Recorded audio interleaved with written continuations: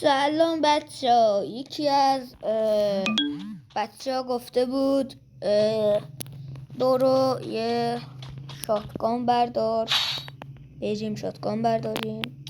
فرقی نمیکنه با این. بیایم اینجا وایسیم و اینجوری وای داره کار میکنه. آره داره کار میکنه بچه ها. وایسا ببینیم اینطوری. آره داره کار میکنه. میگه بیایم یه 2 تا از اینا بزنیم بهش. فقط 2 تا بزنه. فقط 2 تا بزنه.